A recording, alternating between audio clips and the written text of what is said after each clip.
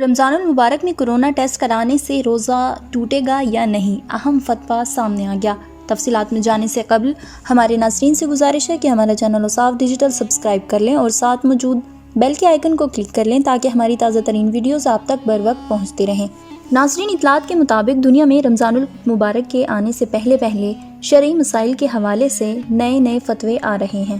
ایسے ہی متحدہ عرب امارات کی فتوی کونسل نے کہا ہے کہ رمضان المبارک میں کورونا ٹیسٹ کرانے سے روزہ نہیں ٹوٹے گا۔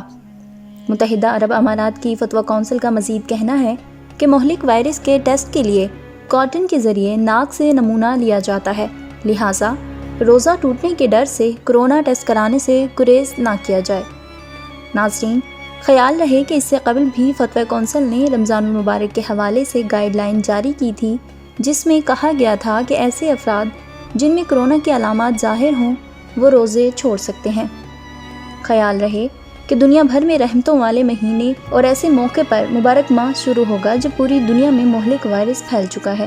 سعودی عرب سمیت دنیا بھر کے کئی مسلمان ممالک میں نمازوں کی باجماعت ادائیگی محدود کر دی گئی ہے، جبکہ پاکستان میں بھی مساجد کے لیے 20 نکاتی حفاظتی اقدامات پر اتفاق کیا گیا ہے اور مساجد کے لیے ان 20 نکاتی ایجنڈے پر حفاظتی اقدامات بھی شروع کر لیے گئے ہیں۔